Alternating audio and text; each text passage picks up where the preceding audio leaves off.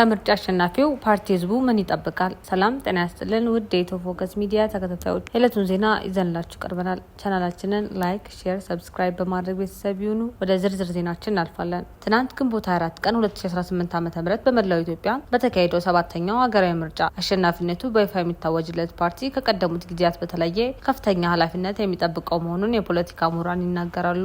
አሁን ኢትዮጵያ ውስጥ የሚታየው ከቦታ ቦታ የመንቀሳቀስ መብት በታጣቂዎች መገደቡ፣ በንጹሃን ዜጎች ላይ የሚፈጸሙ ግድያዎችና እገታ፣ ከባድ የኑሮ ጫና ከዚህ ምርጫ በኋላ አፋጣኝ መፍትሄ እንዲሰጣቸው ህዝቡ ይጠብቃል ሲሉ የዓለም አቀፍ ህግና የፖለቲካ ሳይንስ ምሁሩ ዶክተር ዘሪሁን በዳሱ አስታውቀዋል። የፖለቲካ ፓርቲዎች በመንግስት የቴሌቪዥን ጣቢያዎች በተላለፉ ክርክር ባካሄዱባቸው መድረኮች እነዚህን አንገብጋቢ ጉዳዮች የክብደታቸውን ያህል ትኩረት ሰጥተው የተነጋገሩባቸው ባይሆኑም በተለይ ኢህአፓና የኢትዮጵያ ዜጎች ለማህበራዊ ፍትህ ኢዜማ ተወካዮች በምርጫው አሸንፈው ስልጣን የሚይዙ ከሆነ የዜጎችን በሁሉም የሀገራቸው ክፍል በነጻነት ተዘዋውሮ የመስራት መብታቸው፣ ደህንነታቸው በተጠበቀ ሁኔታ እንደሚያበስሩ ሲናገሩ እንደነበር ይታወቃል። በአማራና በኦሮሚያ ክልሎች ከፍተኛ የእንቅስቃሴ ስጋት መኖሩን ያስተዋወቁት ዶክተር ዘሪሁን በርካታ ዜጎች ከአንዱ ክልል ወደ ሌላው በሚንቀሳቀሱበት ጊዜ በታጣቂዎች ጥቃት እየተፈጸመባቸው ህይወታቸውን ማጣታቸውን አመልክተዋል። ሌላው ዘግናኝ ነገር ደግሞ እገታው ነው ያሉት ዶክተር ዘሪሁን በተለይ ከአዲስ አበባ ወደ ባህር ዳር ወይም በዚሁ መስመር ወደ አዲስ አበባ በህዝብ ማመላለሻ አውቶቡስ ተሳፍረው የሚንቀሳቀሱ ዜጎች ብቻ አካባቢ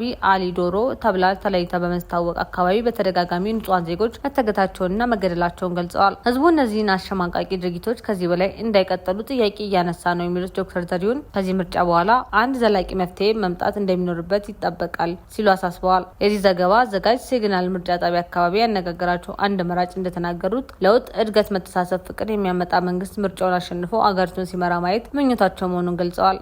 አስተያየታቸውን ለዶይቼ ቬለ የሰጡት በለጠ ወልዴ የተባሉ የአዳማ ምርጫ ክልል አንድ መራጭ ደግሞ ሰላምና አንድነት የሚያመጣልኝ መንግስት ነው የምፈልገው ብለዋል። አሁን በሀገራችን ለሚታየው የሰላም እጦትና የኑሮ ውድነት መፍትሄ የሚሰጥ መሪ እንዲመረጥ ፍላጎት አለኝ ሲሉ አስታውቀዋል። በዘንድሮ ምርጫ ቁጥራቸው እጅግ የበዛ የመራጮች ተሳትፎ ተስተውሏል። በተለይም አንዳንድ የምርጫ ጣቢያዎች ላይ ከማልዳው እስከ እኩለ ቀን ሰልፉ እጅግ ከባድ ሆኖም ተመልክተናል። በዚሁ የረጃጅም ሰልፍ ከባድ ተጽዕኖና የምርጫው ተስፋ ላይ መራጮች ለዶይቼ ቬለ አስተያየታቸውን አጋርተዋል። እንግዲህ እኔ አሁን ከመጣው ከ2 ሰዓት በላይ ሆኖኛል። ለ3 ሩብ ጉዳይ ነው የመጣው። እስካሁን ሰልፉ በጣም በዝቶ መቆም አቅቶናል። ሰው መምረጥ ስለፈለገ በጠዋት መጥቷል ይላሉ አንደኛው መራጭ። ሌላም በምርጫ ላይ ስላላቸው ተስፋ ሲገልጹ ጥሩ ነገር ነው የምንጠብቀው፣ የሚሆንልኝን ለመምረጥ ነው በጠዋት የወጣሁት ብለዋል። ልጃቸውን አዝለው ለመምረጥ የቀረቡ መሳይ ሹም የተባሉ እናት ደግሞ ለሀገሬም ለሚመጣውም ትውልድ ይጠቅማል ብዬ ስላሰብኩኝ የሚጠቅመኝን ፓርቲ መርጫለሁ ሲሉ ነው አስተያየታቸውን ሰጥተዋል።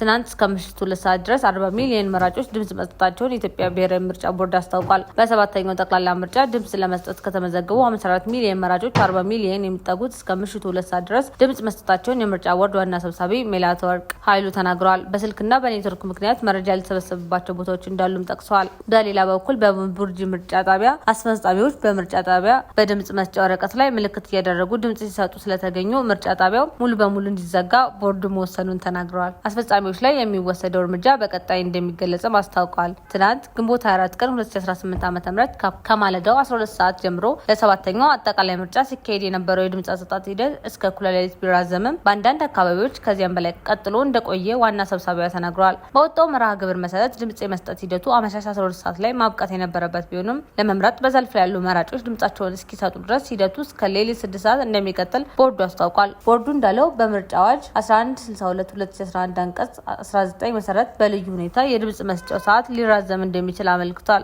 ቦርዱ ጨምሮም የተመዘገቡ መራጮች ድምጽ ሰጥተዋል በተጠናቀቁባቸው ጣቢያዎች ምርጫ አስፈጻሚዎች የድምጽ ቆጠራ ሂደቱ እንዲያከናውኑ አዟል። ከዚህ ቀደም በተካሄዱ ምርጫዎች ላይም በሚፈጠሩ ሰልፎች ምክንያት ከድምጽ መስጫው ሰዓት ከመጠናቀቁ በፊት ድምጽ መስጠት ያልቻሉ በመጠባበቅ ላይ ያሉ ሰዎች እንዲመርጡ ምርጫ ጣቢያዎች የሚመዘግቡት ጊዜ እንዲራዘም መደረጉ ይታወሳል። የዕለቱ ዜና ይህን ይመስል ነበር። በሰላም ዋሉ።